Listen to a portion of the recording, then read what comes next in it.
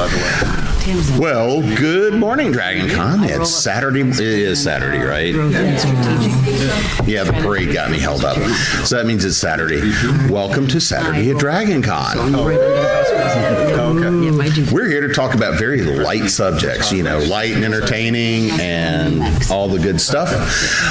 Couple of quick reminders. Of course, as much as you're going to love this panel, as deep as we're going to go. Don't forget to rate us in the app.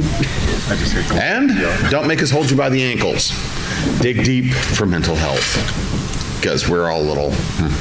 So, I'm going to be your moderator this morning. I'm Jim Nettles. I write science fiction, urban fantasy, some horror, a bunch of contemporary. I also write a lot of nonfiction, mythology. I'm one of the founders of Continual Convention, where we do a bunch of stuff online, and I do a bunch of other stuff that, if you follow me around long enough, I'll get around to at least half of it. So I'm going to ask my panelists to introduce themselves this morning. So Arlie, you're up first. Oh my gosh. Okay, I'm Arlie Sorg. I am a literary agent with KT Literary, co-editor-in-chief at Fantasy Magazine, senior editor at Locus Magazine. I do stuff with Clarkesworld, Lightspeed, and some other things in genre. I'm Robert J. Sawyer. I'm a Best Novel Hugo Award winner, Best Novel Nebula Award winner. The ABC TV series Flash Forward was based on my novel of the same name, and I'm delighted to be visiting you here from Canada today. My name is Katie Edwards. I write the urban fantasy series, The Tarot Sequence, that imagines a modern world with Atlantis in it.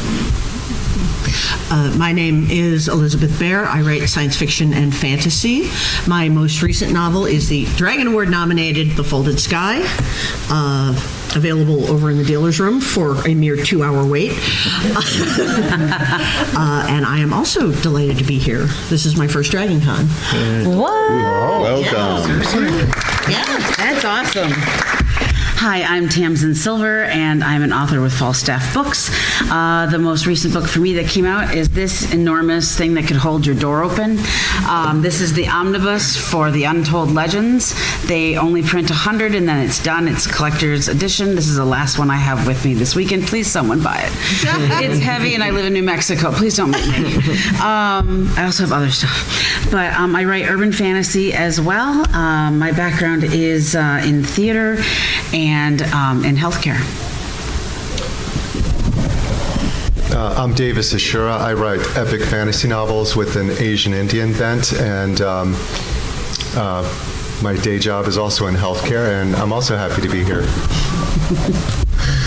So I want to thank everybody for coming out this morning to do this panel. I've done a number of different iterations of this panel, this kind of conversation, and one of the things that I've learned over having done this over a lot of different years, as we look at these questions of, when we regard what we're going to call problematic authors or, challenged authors and things, we have a couple of factors to look at. Number one is the notion of how are we dealing with things where we are now regarding something as problematic from an author that may have been dead for 100 years or 500 years or something along those lines. How do we deal with things in cultural context? Then I want to come forward and talk a bit about how, contemporary authors, contemporary writers, contemporary creators, and we even there can deal with some of these challenges. So I'm going to say that usually with this, keep in mind, this is a lot of opinion, right? This is about how we look at things, this is how we challenge them, because also with authors and creators, this is not just about our opinion about readers, or writers we follow and the authors we follow and things like this, but we also have to look at this as creators ourselves. And I'm going to challenge probably a couple of the questions up here about how we look at these things as well. But I want to start with kind of, I think, the easier question here to help set this context. And that is, let's talk a little bit about the notion of historical authors and things that we now regard as problematic, but looking at them in the context of their times. If we're looking at authors that were writing in the 20s or the 1850s or in the 1600s, things that were in their context culturally at the time, there's value to knowing and understanding what that is, right? Even if we look at Shakespeare, there's plenty of stuff there that would be considered problematic. So I'm going to throw this out. So, all right, Arlie, you're up first on this one. We're going to make this an easy one for you. Oh, my God. I smell By the way, a you're going lie. to discover really quickly I'm kind of heartless. This is all about my own entertainment value, so good luck.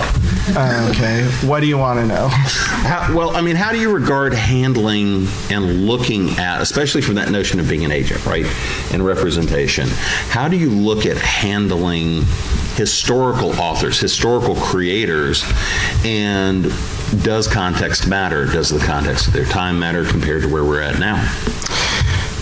Okay, for me personally, context matters, but I think we oversimplify the idea of context.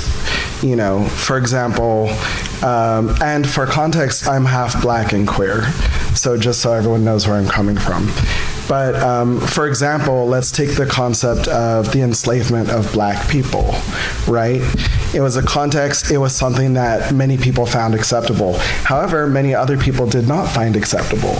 So when we say, oh, at one time it was acceptable, what we really mean is it was acceptable to a certain segment of the population.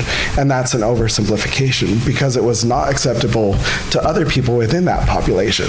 So I think context historically does matter, but sometimes we're using the idea of context in a very oversimplified way to make our own argument without looking at the larger picture. So I think that even something in a historical context that we feel is wrong now, there were probably people who felt it was wrong then. And so it doesn't make it right, it doesn't make it acceptable, it doesn't make it something that we can say, oh, that was fine because it was then. I think that it's more complicated than that. And I think that in most cases there were people at that time who knew it was, I mean, maybe in the Roman Empire, you know, it's different. But even then, the people who were being enslaved by the Romans were like, this sucks, you know? So, yeah, that's what I think about context. Robert? We are going to be judged harshly by the future, just as the present harshly judges the past.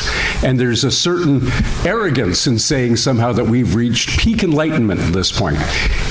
If you have an iPhone, you've chosen to support child labor in China. Foxconn is the principal assembly plant for iPhones. It is surrounded at each level by suicide netting because people jump out of the windows. The conditions are so bad working there. But it was cheaper for us here in the West to condone that and look the other way. I love bacon. I love bacon. I eat a lot of bacon. Have you seen how pigs are raised? They're raised in cages where they never even turn around, can't have the room to turn around their entire life. We turn a blind eye to this. We say, yeah, but I like bacon, so that's okay. We have sat through worsening and worsening climate change and done negligible or even oppositely effective stuff to mitigate it. Our children, our grandchildren, and our great-grandchildren will look at us with the same disdain that we look at people from the past. So I make a distinction. If the author is dead, and I still read them, they're not profiting from me buying their book. And I will continue to read Mark Twain because my last name is Sawyer, and because, despite the fact that the N-word is sprinkled more liberally than in a Chris Rock concert into his narratives, I will continue to read Shakespeare and discuss whether or not Shylock is problematic. But contemporary authors who, if I buy their book, profit, then I am, by, you say you vote with your wallet, I'm economically supporting, and I choose not to. But I'm very conscious, as careful as I am about diversity and representation and so forth in my own work, that no matter how enlightened I feel I am, the future will feel that all of us have failed. I have an Android. Sorry. Android, so yeah, that's right. So you are supporting Google, which is a company that suppresses information in places around the world, right? There's no, How dare you. right? Exactly. We will all be judged. And so, you know, there's that old saying, which is an atheist and often invoke, judge not, yes, lest ye be judged. But there we are.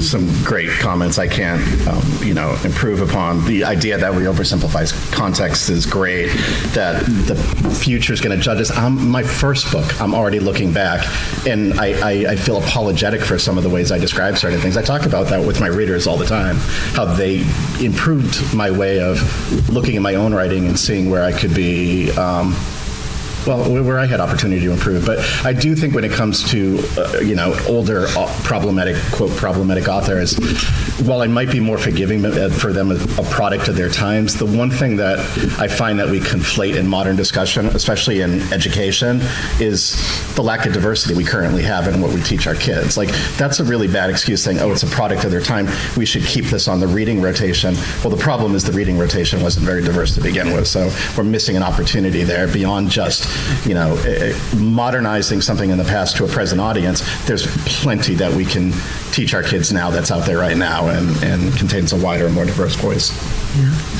I think it's absolutely correct that we all live in Omelas.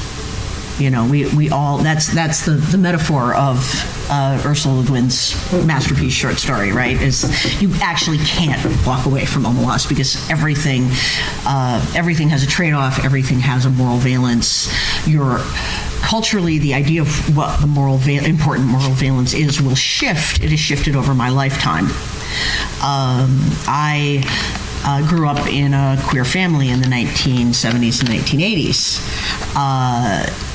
And the fact that by the time I was a middle-aged adult, 75% of Americans would support same-sex marriage would never have crossed my mind. And yet here we are. So things do shift, attitudes do shift. In reading older authors, there's always that question of what they bring from the cultural conversation, what they haven't self-examined, what is going on in their time that they are attempting to examine and problematize. And I think that that's important to look at. I love the book, The Great Gatsby.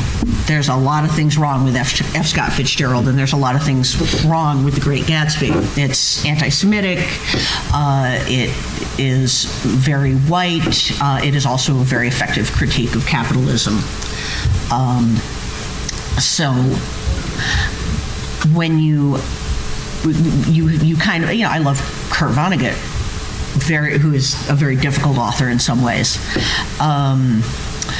The thing is that when you have that breadth of different voices, when you are reading widely, when you are not just reading in, as you said, the established, quote, canon, unquote, and you have that, you're bringing diverse voices into your past reading.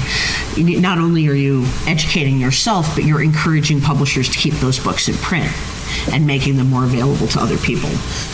So, that's a tiny little thing you can do every day when you decide what you're going to buy to read on the airplane, which is contributing to global climate change. Right? You really just can't get away. You can't. We can't leave this room. Omelas is everywhere. Omelas is We everywhere. will be judged, and it's something that I feel a lot. I was raised in a very strict Christian household where you did not have the right to your own body, and you were not allowed to be gay, and you went to church 2 to 3 times a week. And thankfully, I got into theater. And I started performing at a young age, and I started meeting people of all different kinds. And then I went off to college and studied theater to become a teacher. And I met people who were different, and suddenly I was very different than my family. And then because of that, I became very loud about it. Every one of my books, somewhere, there's something that I'm on my soapbox about equality. Every book. It's very important to me. And I think it's because of all the reasons everybody's already mentioned here. There's nothing I can really say that they haven't really touched on. As a director who ran a theater company in New York City and who is doing Coriolanus right now in Albuquerque, I think that when you see some problematic things that come back from that time, one of the things that we've done is that if we're doing that show in the time period it's supposed to be, we tend to lean a little more towards allowing some of that and dealing with it. And if we're doing it more, because Shakespeare you can do in so many ways. And I've done it contemporary, I've done it back in then. We're doing Coriolanus right now, back when they were building Rome. And the beauty is Shakespeare's so goddamn long that you can cut some things. And so there are times that we were like, do we want to deal with this? Yes, no, and we would cut things. But if we felt it fit that time period and we wanted to address it in a way that was educational, we also left it. That said, much like everybody on here, I also don't let my money go to things of people that I don't support. I don't support J.K. Rowling anymore, period. And so I don't let myself spend a single dime on anything that helps her. In the same way, I don't like to go to Homophobic Chicken. We all know we all know who I mean. And are they like a minute from my house? Yeah. My boyfriend loves them. Right? I'm like, no! They're like, my best friend's like, but they have the best. I'm like, I can't do it. And so if they're the only thing I can eat, then I'm stuck. But so also I try to make sure I deal with it in my books. I try my best every day to learn more. I make sure if I write things with gay characters that I give it to someone to read to let me know if I am wrong or if I am doing something because I'm not. I'm very, very aware and I'm very concerned, and I also feel we're going to be very judged, and I try to do my best. And I think that's the only thing I can add to this that they haven't said, because everything they've said has been absolutely fantastic. Yeah, that's true. So I'm the last one to say I agree with all of the above. That's great to be able to say that. Has anyone watched The Good Place? Yeah, Yes. wonderful show. So what Robert was talking about as far as judgment is concerned and all of the choices that we make having a cascading effect, it's actually touched upon in The Good Place when the judge... I'm watching it. Sorry, man. No, spoiler. You can go. I'm going to stop there. Spoiler alert. No, Yeah. So that's what if you these are for, haven't put watched them The in Good your Place, ear. I'm going to stop because it's worth watching. Second season is a little bit rough, but get through it, and it just is a fabulous ending. And it really touches upon what Robert talks about as far as how we're judged in the afterlife based upon what we do here. But yeah, I'm sorry. But here's the thing about when we talk about context, or even if we talk about old authors or whatever, right? Is that a lot of times we're having this discussion as an intellectualized, theoretical thing. But for example, as I mentioned, I'm half black, half white. So I grew up dealing directly with racism. I grew up with, I have a large set of stories of things that personally happened to me or to my mom or my sisters. And so when I'm reading a book and it's by a white person and it's sprinkled with the N-word, right? Mm-hmm. That is not for me a theoretical discussion about, what are the implications of, like, I have a visceral emotional feeling when I read that. Mm-hmm. And so I think that conversation for people that are personally affected by these issues becomes very different than when you're just having a hypothetical, theoretical, what are the ethical implications? It's like these things actually hurt people. This is a painful experience. And so I think that, that's something that these conversations often forget or lose. Well, and that's actually where I kind of want to jump to for the next question, right? Because I want to talk about in terms of more current authors, right? I've been writing for 30 years. There's things that I wrote when I was 17 or 18 that both were a product of how I thought, at the time, the politics at the time, everything else versus now. If again, time changes, I change. Hopefully that's one of those things that we all do as creators and creatives is we grow, we develop. As a writer, as a creator, as an artist, all the different things I've done, part of that nature becomes, as I develop over time, a lot of my creative output has been me exploring these ideas, right? just because I put something in that is going to be hurtful, offensive, or painful for somebody is sometimes because I was exploring the topic. Not that that's my opinion or belief, that I'm exploring the topic.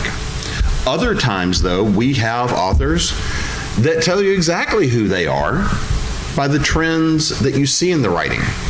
And then as things come out that become problematic, or, and things like this, we see with some of the artists and creators, especially now, the question becomes, how much do we look at the work and the context of that author, that creator, that producer, and the work they've produced, and then realize if that's work we loved and was very solid and fundamental for us, what does that mean in terms of how we look at that author and how we look at that creator?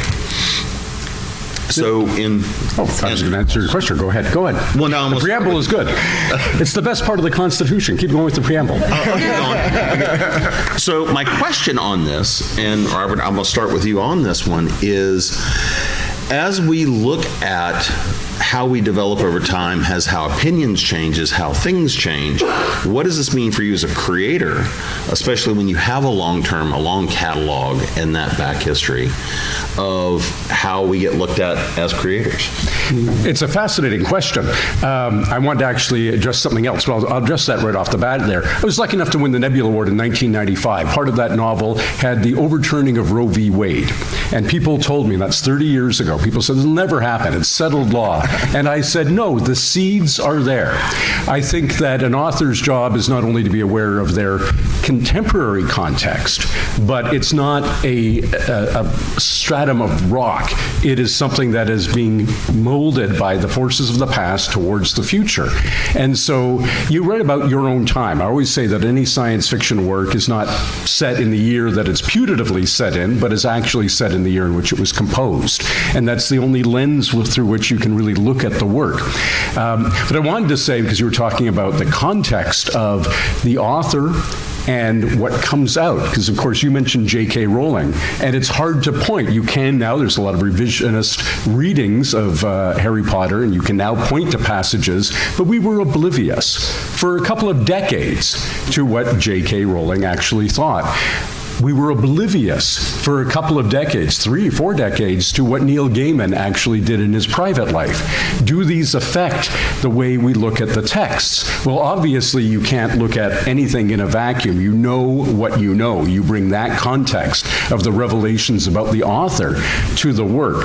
I don't have an answer to what is the right way to look at American Gods. I sat next to Neil the night he won the Hugo for one of his works.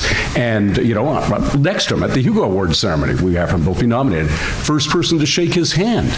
Would I shake his hand today? It's still a damn good book by a very bad person. Katie? So turning this on myself about what my canon, what I'm producing right now, I've talked with my readers quite a bit about what I did in my first book and what I've learned from it. And my readers argue with me all the time that I'm too hard on myself, but I don't think I am, because I paid attention to what they said. I read every review that went through Goodreads, whether that's a recommended, I've got to be honest, if I hadn't, I wouldn't miss those readers who said, I love your book and I'm giving you 4 or 5 stars, but ... And that was the goal. I learned that I'm focusing on women's physique in some cases. I'm focusing on age. Here I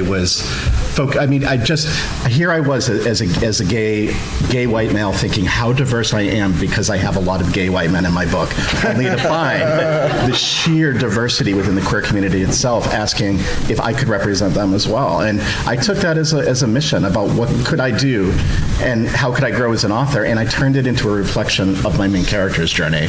They started out as 2 guys living in a house by themselves, and my series develops a huge found family, and that found family is diverse. And by having them in that situation, I took my own learning, my own journey about where I need to be more careful about the words I use and how I use them, and made it part of Rune's journey. And even in the next novel, I address it even further, and it's turned out to be something that I think my readers are responding to, and it makes them feel engaged with what I'm writing as well. So personally, this self-reflection has been a valuable experience. I can still make mistakes. There's one problematic author we haven't mentioned yet.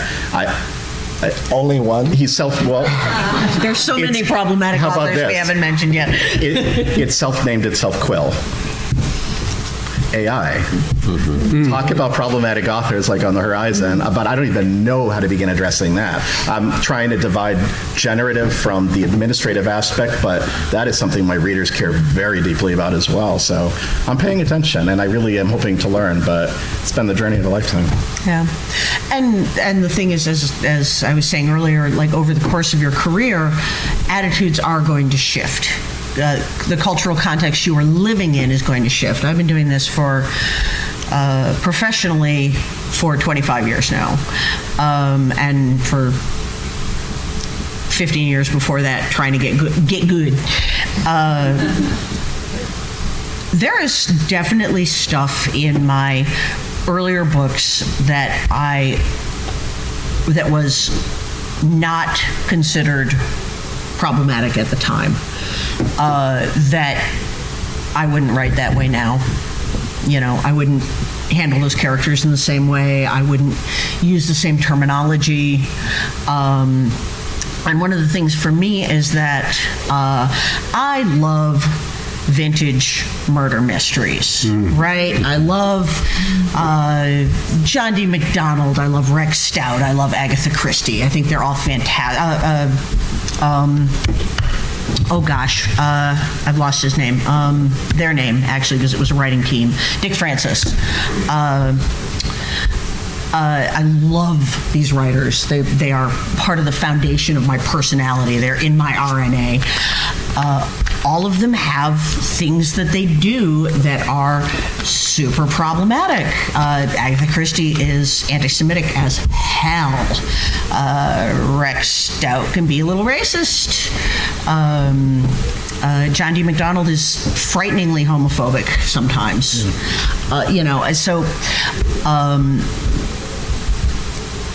But those were part of their cultural context.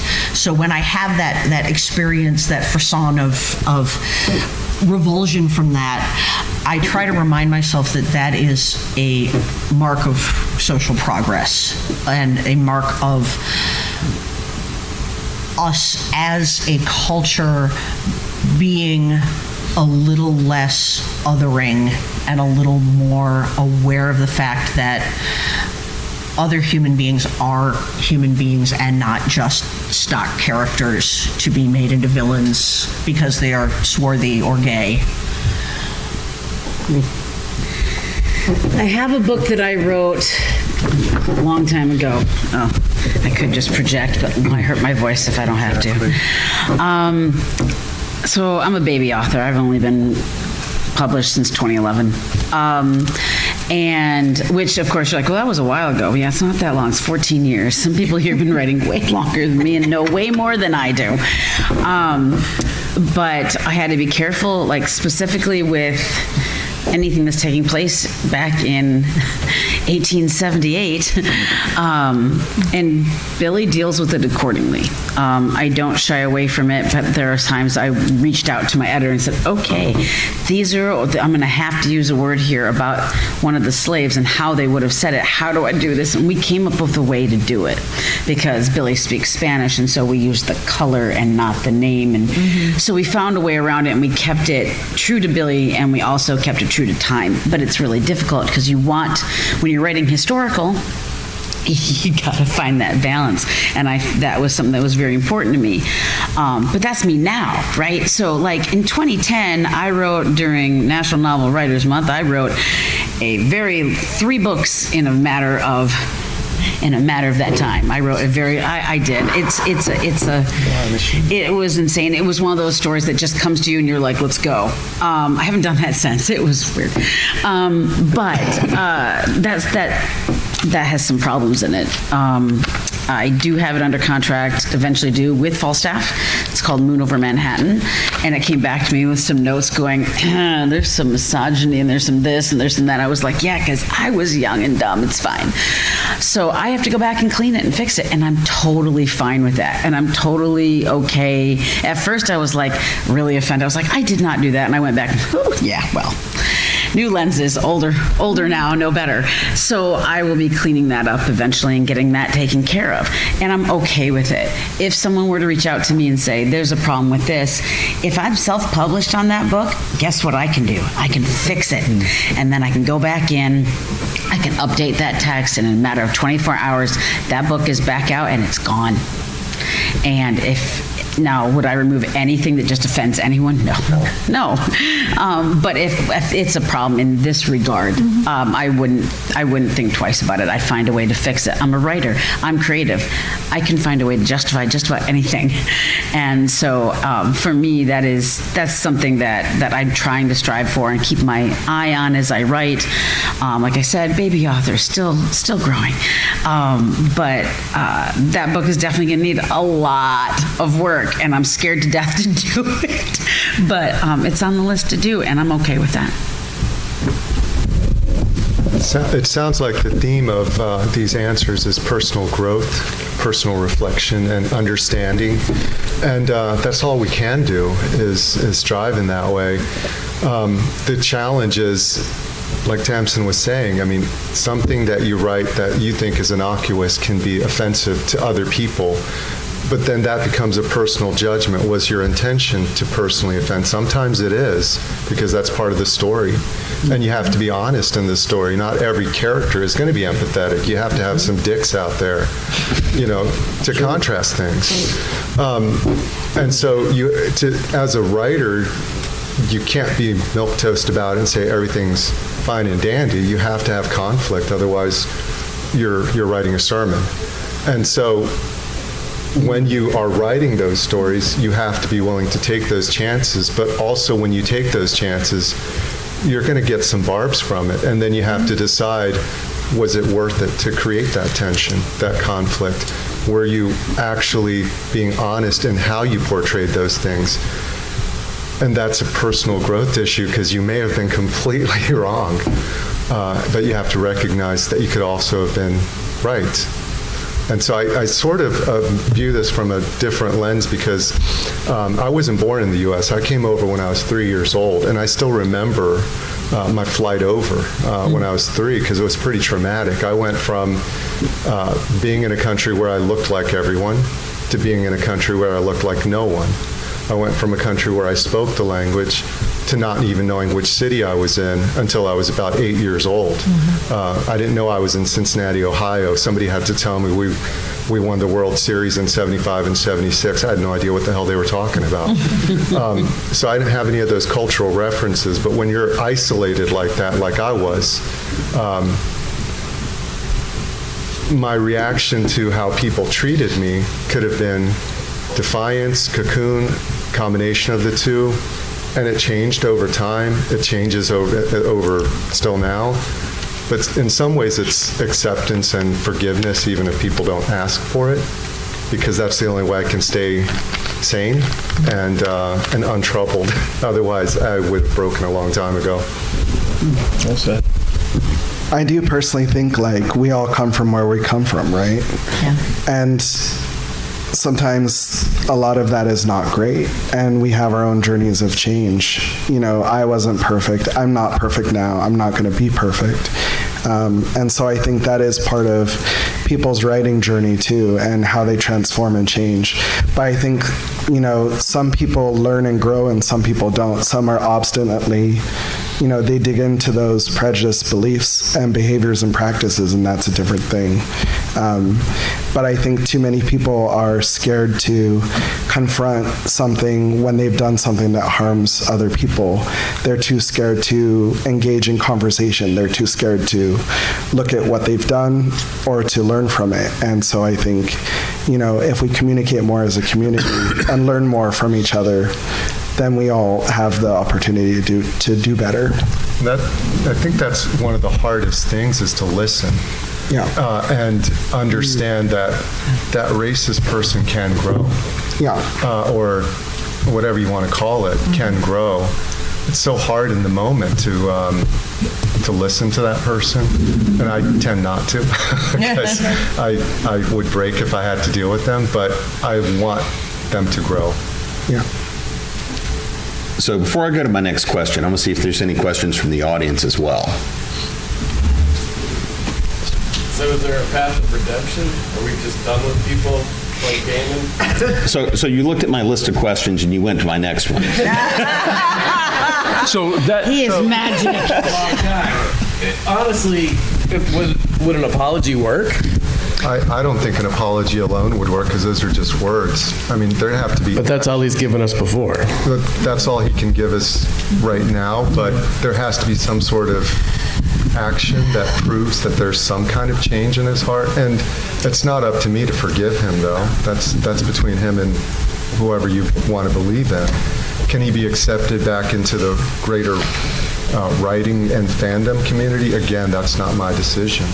That's going to be a personal decision for every person, based on what he does or whatever problematic author, even if it's me or anybody on this panel. We all fail. Are we acceptable is going to be something y'all can judge, not me. I don't want to judge anyway. I'm the worst person to make that decision. there's no fast path to redemption, because you can do the performative, I'm sorry, you can do the, apology tour and still be abusing your hired help. Yep. Underpaid hired help in Neil's case.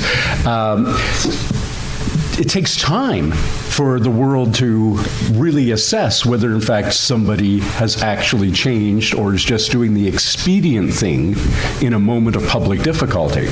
So there may be a path 20, 30, 40 years from now for some of these authors. But there's not a path 20, 30, 40 days from now for them. Yep. I also think that there's a question of the severity of the offense. When you're talking about some of the things that Neil is alleged to have done, they are criminal offenses. They are violent criminal offenses. That generally, as a society, we have a feeling that people need to undergo a long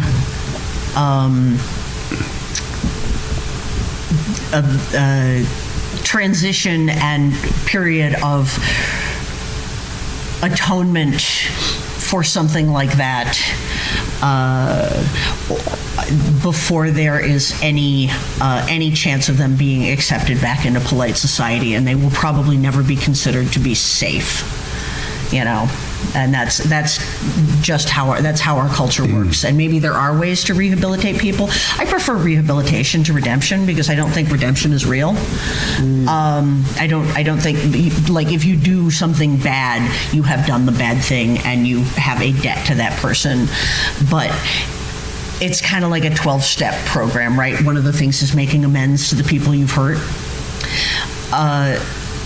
And when you've got that situation and you've done like real concrete physical harm to someone, it is very different than, to me at least, somebody who wrote a book with a moderately homophobic character in it. Maybe not on purpose, maybe just because that's their internalized homophobia. And I feel like there are, like this. Say I write a book that has an ill-considered character in it who turns out to be a lesbian stereotype, and people write to me and are like, "This is really like not great. Did you consider this? This is queerphobic. This is transphobic," and I'm like, "You're right, actually." I am very sorry. I messed that up. I did not, I had a different authorial intent. That is an entirely different category of offense than I shot a man on Fifth Avenue. He needed Facts. killing. Which guy? What? Which guy? Oh, okay, fair. If it's that guy, we'll talk. Yeah. I was about to say, I might pay you to go shoot that. I mean, are you finished? Oh, yeah, I'm okay. I mean, I think one thing that people do, which I personally don't like, is that they'll read something that was offensive, and if you say, oh yeah, that's pretty racist, they'll be like, oh no, it's not, it's one of my favorites. And it's like, you can say, I would more appreciate it if they're like, yeah, I know it's pretty racist, it's still one of my favorites, but I acknowledge that it's racist. You know, you don't have to pretend like the harm doesn't exist just because you like that book. I 100% back up Bear on, like, you know, there are degrees of harm, there are different kinds of harm, and like when you're actually harming someone in the real world, that is very different than if you're like, oh, you know, it's kind of homophobic. You know, being a gay person, I would rather see the homophobic person skate than the person who like sexually assaulted someone. You know, the sexually assaulted person needs to be punished, right? The sexually assaulting person, not the assaulted person. But to me, like The for salty person. right, the sexually salty person. But to me, like fundamentally, like you know what? There are so many books out there. There are literally more books out there than any of you are going to read. And so to me, it's like, if something is super problematic, there's other things you could read that are also awesome. I don't believe, you know, some people will be like, oh, you have to read X, Y, and Z. And I don't believe that. There's so many awesome books out there. No one in this room is going to read them all. You don't have time, but you have a lot of choices. So you don't have to read that problematic thing if you don't want to, especially if it harms you, especially if you know it harms a lot of people. You know, there are options. It's a big, giant mall. A lot of those books that you could buy are on this panel. You're welcome. And some of us have some with us. But anyway, I want to cut in, and this is going to be one of those hard questions. And this is the one that really often stirs a debate. And that's this notion of, in many ways, there is that big difference between someone who commits criminal offenses versus someone who writes things that you disagree with. Right? So- because, and so when I look at that, because, to an extent, if we don't challenge people, the story usually sucks. But there's also that notion of there is times when we go in and the story we're telling, especially if you write horror, if you write some of the things here, you're going to write things that are traumatic, that are offensive, that's the purpose of the story, is to make you look at and contemplate that, versus necessarily other things that wasn't the intent of the author. They may or may not have known. But regardless, no one work is going to make everybody happy. And in fact, we're all going to have offended somebody at some point in time, because if we didn't, we probably didn't make part of the point we wanted to make. You know, Tamsin loves to get on the soapbox. We all love to get on our soapbox now and then. It's all right. I just want to say about the issue of committing criminal acts.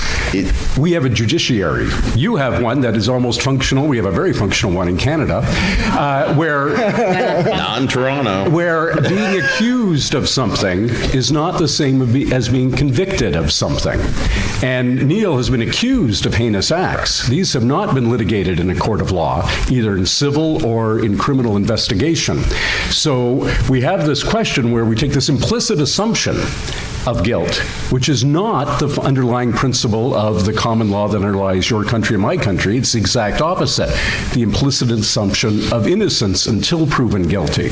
And so what we're talking about a great deal here is not the courts, but the court of public opinion. If I may be so bold as observing your country from up north across the border, you have an enormously divided country with about equal numbers of people on each side of the left, right, woke, unwoke, conservative, liberal side here.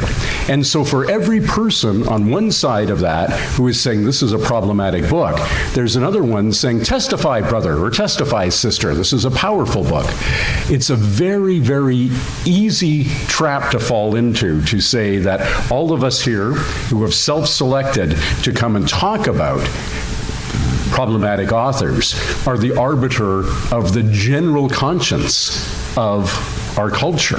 We simply are not. I think that's actually a great point because, you know, we're approaching this problematic issue from a very Western Hemispheric centric point of view, but, you know, some books that we would think are wonderful, people that suffered under the Soviets in the Gulag, they would probably find them problematic because they don't really talk about the harm that communism did to those countries out in Eastern Europe and how that political situation, you know, had 25 million people sent to the Gulag. So it is interesting from that perspective that our views are all cultural. And getting to Robert's point, one of my favorite authors from when I was a kid who inspired me to become an author was found in criminal court to be convicted of serious harm. That was David Eddings. And if that came to light, let's pretend that all came to light today and he was alive and he was super popular, could he come back from that? Well, he should be in prison. And that's quite a bit different than, you know, me making a mistake in my book unintentionally. Yes. I think the one thing that I have a hard time finding forgiveness in my heart. Definitely, certainly there's a line between, you know, the type of things that make the person problematic, but I'm breaking one of my own rules by even mentioning J.K. Rowling. One of the own rules in my own readerdom is that I just don't give fuel to that fire. And that's a situation where I understand people might have opinions different from me, but it's the doubling down. It's the committing to basically saying, I'm right, and I am going to use my platform as a And my weapon. money. And my Yes. money. And Yes. there's something about that I... You're right. You're saying, I'm right, I know I'm right, and you're wrong, and done. Like Linda Carter said it best, imagine having a platform that big and using it to hurt people. Like, it's just, that's the sort of thing. I once, and I reflect this from my own perspective because I've been in a situation where people were like, can you write down a line from your books? 2 hours later, they came to a panel I'm on, and it was tattooed on their arm. Oh, well, yeah. Tattooed on their arm. And that's not the only person who's done that. I have a responsibility there. Like, I really feel like I never, ever want to be one of those people. Doesn't mean I won't be mistakes, but by God, I will not be a bully. Like, I will not be that one of those people who listens to what's being said, insists I'm right, and then overpowers the argument against it. That's the one thing that I just really have a hard time in my heart moving on past. Exactly. Your president kind of falls into that category. Thank you. Yeah. So, you know, I mean, talking about powerful people, he's way, way, way orders of magnitude more powerful than J.K. Rowling. He has way, way, way more money behind him. He has an army of which he is commander-in-chief. So when we talk about problematic figures and, you know, how we're all negotiating this, there's an elephant in the room, which is that authors are, even readers of fiction, which is mostly what we haven't talked about, nonfiction or fiction, tiny segment of the population.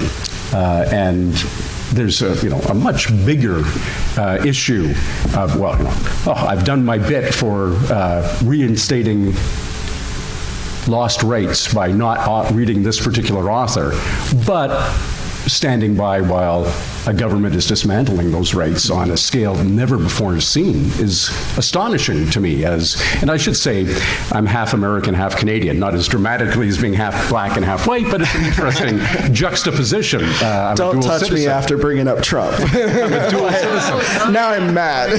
But there you are. There you are. It's so this is we have this conversation, and some of it is about what we can do because this is easy to do. It's easy to say J.K. Rowling, and you know we're never going to do anything about her again, and feel somehow we have solved systemic problems that are way, way bigger than which authors are being read. I think they're making some really unfair assumptions there, Rob. Go ahead. Which is that none of us are doing anything No. about Trump, for example. And also that is entirely outside the scope of this panel.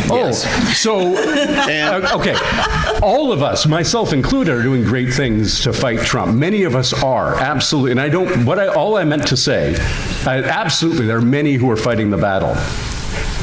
Kamala Harris was on Stephen Colbert 2 weeks ago, and Colbert said to him, would you like to say, I told you so? I can enumerate all the things you said that you turned out to be right about. She said, no, because the thing that I didn't predict was the capitulation by the courts, by Congress, by the House of Representatives. So yes, the point is, you're absolutely right. We're all fighting the good fight, but the victory is not on the small part of putting down fiction writers. There's bigger battles to be fought. That's all I have to say. You're absolutely right. I applaud every effort here. Every effort here. So I'm actually going to mention one thing very specifically about J.K. Rowling. So when I look and when I remember when she first had the books come out, and I am from the Deep South, right? We're definitely in the Bible Belt. And we look at how her career has shifted and changed and what community she's problematic in. Yeah. So I'm gonna get to questions. Hang on one second. I've got one for him, and then I'll go to you. So I mean, again, this is one of those things I think we have to look at as well, as how we interpret who is problematic at what point in time. And I think that is one of those things that is very true, is also keeping in mind that authors are people too. Publishers are not, but authors are people too. United Publishers are people, This might be upset. I know we had a question back here. Hold on. I'm going to be kind. The next two are both right there. There's an old joke that if you want to make someone think about a pink elephant, you say, don't think about the pink elephant. Mm-hmm. Given that some authors have intrinsically in either their work or their personalities problematic beliefs, does there come a point where you try to recreate the work, i.e. Robert Heinlein was a racist, but he wrote some of the earliest works on open relationships and polyamory. Asimov had his own proclivities, but he also did the law of robotics. Does there come a point where someone else should try to recreate in their own culture or vision this thing, so we don't have to refer back to Heinlein, don't refer back to Asimov, to Rowling? So instead of saying, don't think about them, think about this instead, gives you a positive act versus a just don't do this, ignore it, and move on.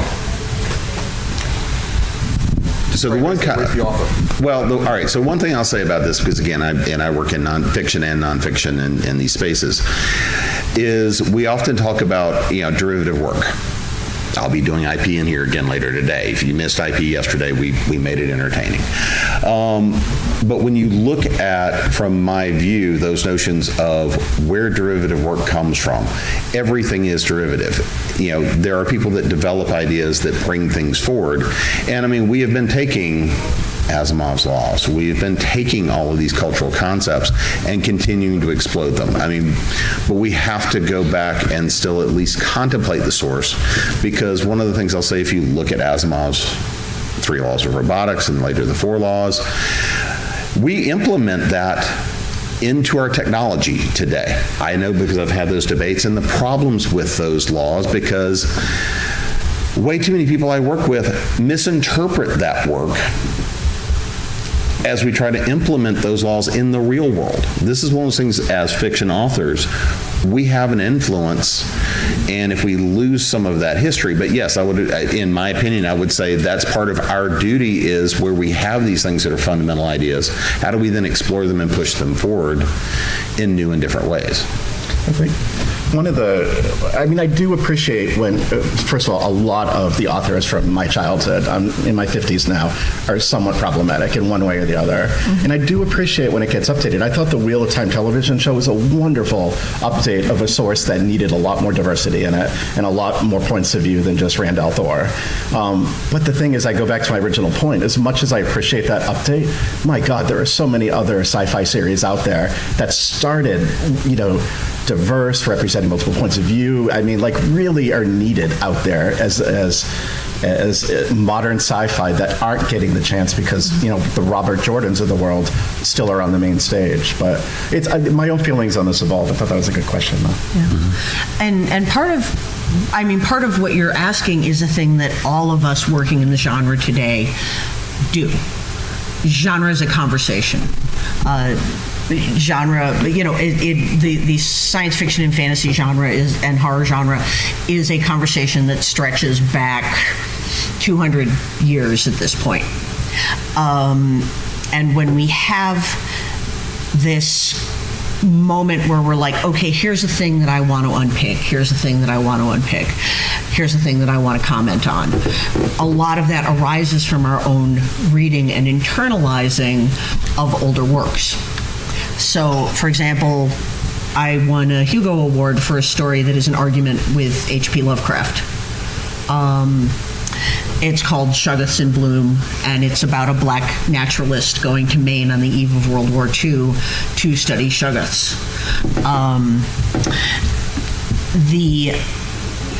Obviously, this is an opportunity for me to pick at Lovecraft's racism and racial determinism, right? So we can take those things and use them as a platform to move the conversation forward. Yeah, and like Victor LaValle and N.K. Jemisin both have works that are in conversation or speaking against or updating Lovecraft, but you don't even have to read Lovecraft. You can skip Lovecraft and read Victor LaValle and N.K. Jemisin, who are doing much more interesting things and are much more contemporary now and new. Right. That's what I would say, you know. All right, so I think we got time for one more quick question. ADHD allows me it. Oh, sorry. I have a theater voice, so I can just talk loud. Oh, duh. In dealing with the problematic authors, we'll go back to J.K. Rowling here. I don't use her real name. Obviously, for like me or other people, Harry Potter was a big part of their life. They met a lot of amazing people. Fandom became part of their life. I know a lot of people that are trans, and the Harry Potter community helped them be their true, authentic selves and come out and be proud. And then she comes out as transphobic, and she's very flippant about it. Like, if you support me in any way, then you support me. So it's one thing, like I personally don't contribute to her financially anymore, but there are people out there who don't contribute to her financially but still enjoy Harry Potter. They'll buy things thrifted, they'll still do costuming, they still enjoy the universe. And there's a pretty outspoken group out there that there goes my train of thought, that if you still enjoy the fandom, even if you're not financially supporting her, then you're seen as unsafe. Because some people have given up Harry Potter completely. They've gotten rid of their books, they've covered their tattoos, they don't acknowledge, and that's valid. Whatever people's path, how they deal with it, awesome. But there are those who are still active fans and still read the books. So how do we, as the fans, deal with those who are still giving that relevance to these problematic authors? Do we see them as unsafe, or do we still... It's a weird, I don't know. The reason that I banned all mention of her on my Patreon site is because I mentioned the video game. And it just, that was one of the first time my readers actually, I said something that it did not go down well with my readers. And I have trouble too, because the series was supporting to me too as growth. But I will argue though, if you go back and reread it, there were problems to begin with. She constantly equates a woman's worth to how they look. And even I've learned so much from that personally. But I do feel that you've got to be careful about not villainizing the readers and their communities. I think that's why in my case, I focus on, when I say that I don't want to give fuel to that fire, I just don't discuss it in my space. I'm not going to put down people whose life was changed in a way that's for the better, even if it's a problematic author. But I thought that's a fantastic question. I'm curious what other people say. I think that's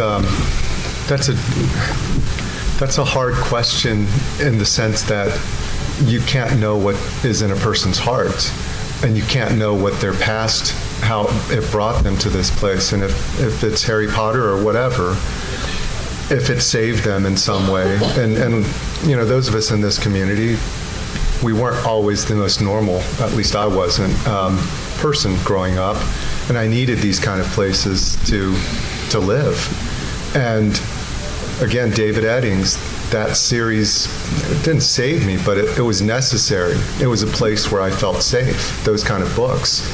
And it breaks my heart about what I learned about him. And I'm sure that people that love Harry Potter, for whom it was monumentally important, feel the same way. They're so conflicted. They love these books. They love this world. They can overlook the problematic aspects because of what it did for them when they were young. And now they have to face the reality of who she is. But, you know, we can't look at their heart and know where they came from. And so I would want to support them if this is what they needed, then that's what they needed, and I just move on. Will Wheaton has a really great, I have it up here, but we're out of time, but Will Wheaton has a great article, look it up, about discussing Joss Whedon and whether you can sell, but there's a really, really great thing he talks about how art belongs to if it meant something to you. Read it. I think it's an interesting take, and I really love it. So. Elizabeth said that there's a conversation, genre is a conversation, but it isn't just a conversation from one book to another. It's a conversation for genre readers. So if you have, differing views with somebody and you're actually, in the same space, whether it's online or physically, polite interaction is a way. Now, if they say, no, I just don't want to talk about it, you also have to respect that boundary. But to presuppose that somebody is not worth knowing because they have different reading choices than you do is probably not what any of the inclusivity that we've been talking about is really meant to foster. So, and I hate to cut this off because we're a minute over, but I want to thank everybody for coming in this morning for a good, deep, challenging conversation. Yeah. Thank you. I want to thank my panelists for being willing to dive into this as deep as we did. And we do have a couple of books from Shadow Alley Press. So I have 3 people that asked great questions. Whoever get here first, have a pick. Oh my God. If you Ableist. Right, very important. If you find a little blue cowboy, plastic cowboy under your chair, I have a free novella for you with Billy the Kid. All right. Wow. Just bring it up to me before you go. Thank you for moderating, James. Thank you. for moderating. Thanks. Thanks to my James, panelists. thank you.